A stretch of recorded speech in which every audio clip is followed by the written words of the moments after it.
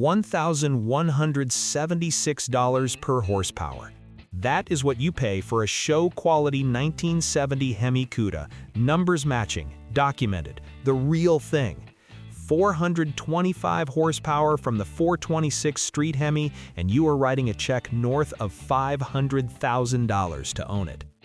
You think that's the outlier?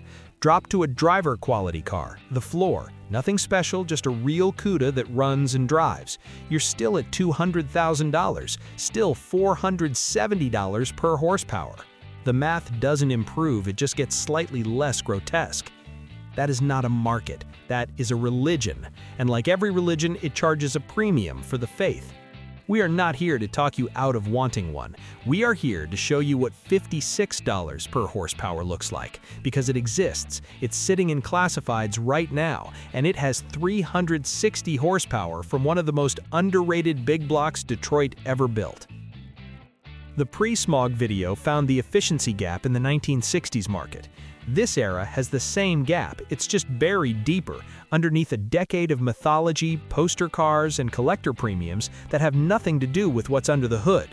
5 cars, 1 benchmark, factory gross ratings only, mid-market pricing throughout, and that number moves roughly $20 per horsepower in either direction depending on condition.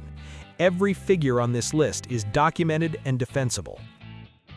The leaderboard is going to surprise you. The benchmark, what faith costs. We are showing the Cuda in all 3 market tiers because the argument always surfaces, you can find one cheaper. Yes, you can.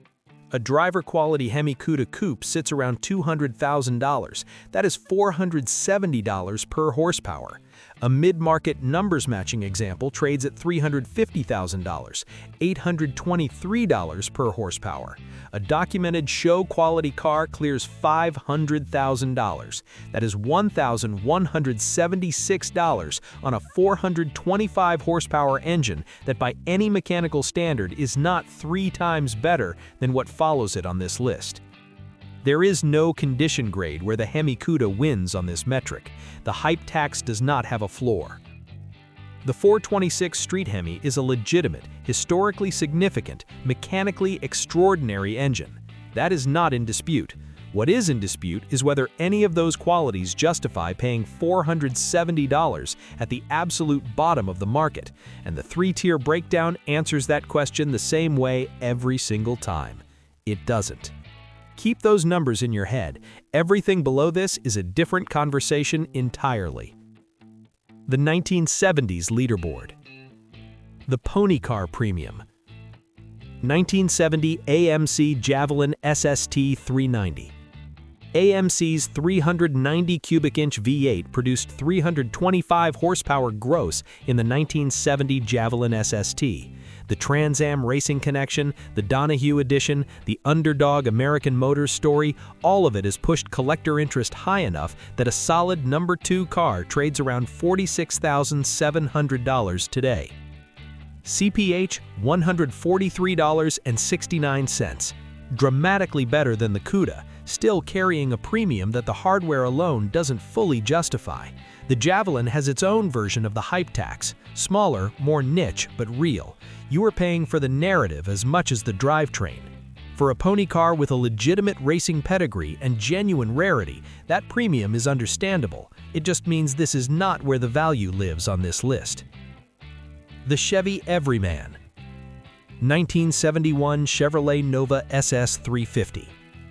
270 horsepower gross from the 350 cubic inch small block in SS trim, current mid-market around $24,600. CPH $91.11. The Nova lands here because it has just enough badge recognition to carry a modest premium without triggering the full hype tax of the marquee cars. It is not a bad buy, it is not a great one either. It sits in the middle of this market exactly where you would expect a car with its reputation to sit, known well enough to be priced above a bargain, not iconic enough to justify what comes next. The buyers who know what's below it on this list don't buy Novas. The Mopar Compact. 1973 Plymouth Duster 340. Here is where the efficiency gap opens. The 340-inch cubic inch V8, factory rated at 275 horsepower gross, the equivalent specification to the pre-rating change 340 that powered the Trans Am racing program, sitting in a lightweight A-body platform that trades around $21,000 today. Cost per horsepower, $76.36. The Duster 340 is the car serious Mopar buyers actually drive. Lightweight, responsive, mechanically honest.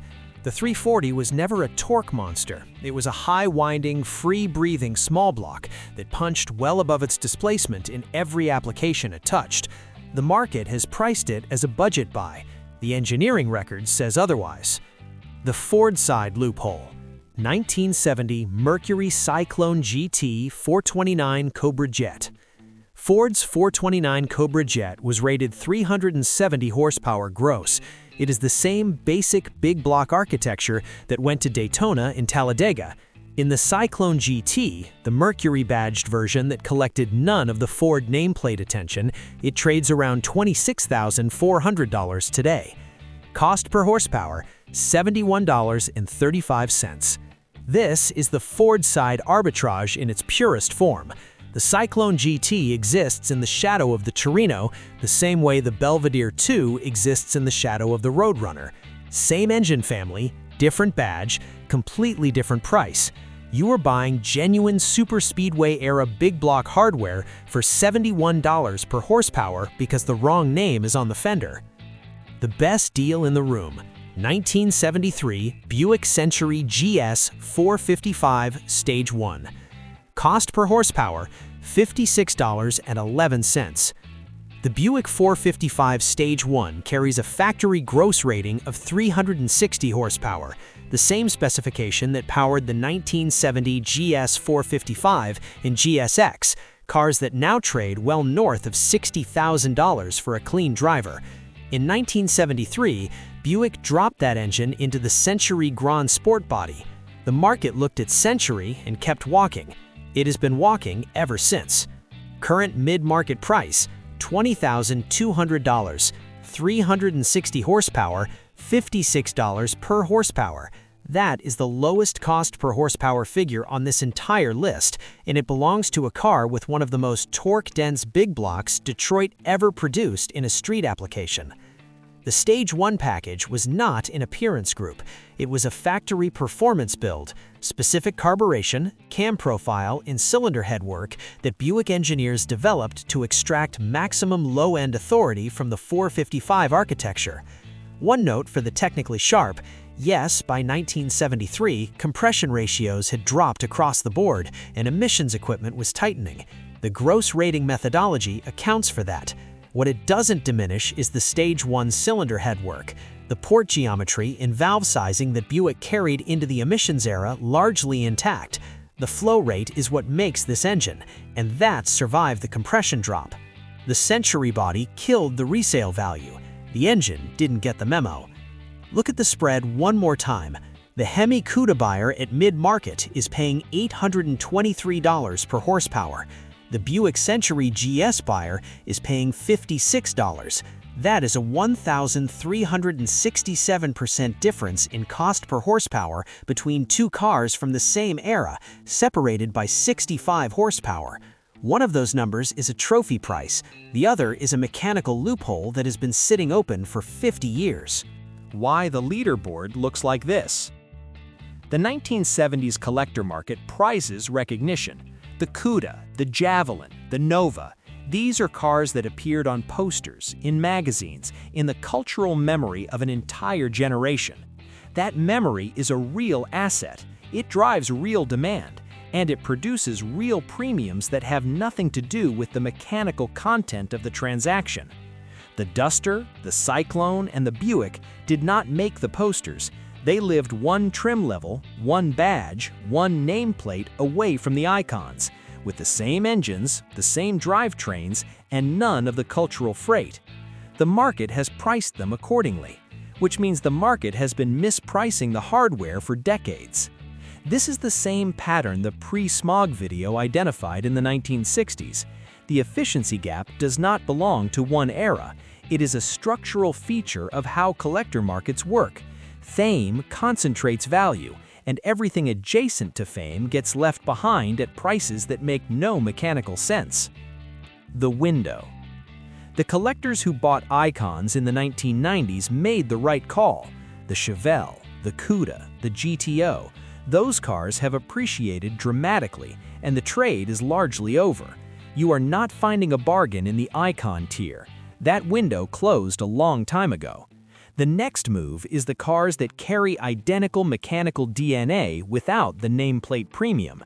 The Cyclone GT with its 429 Cobra Jet, the Century GS with its Stage 1 455, the Duster with its 340 that the serious Mopar crowd has always respected and the general market has always underpriced.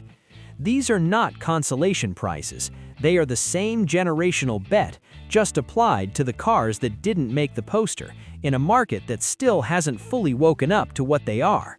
The Buick buyer at $20,200 today is the Chevelle buyer at $4,000 in 1990. The only question is whether you see it before the market does. The Century GS wins. $56 per horsepower, $360 gross. A Stage 1 big block in a body the market forgot to price correctly. One car that didn't make this list deserves 30 seconds of your time. The 1970 Oldsmobile 442 W30. 370 horsepower gross, force air induction, and a platform that trades around $35,000 to $40,000 for a solid driver today. The CPH lands somewhere between $95 and $108 depending on the sale. Worse than the Buick, better than the Nova, and sitting right at the edge of the efficiency gap. Whether it belongs on this list or the next one is an argument worth having in the comments. We ran the horsepower numbers on the 1960s market and now the 1970s. The next question is the one we asked after the pre-smog video. What does the torque metric do to this leaderboard?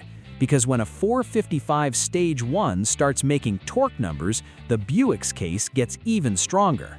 That video is next.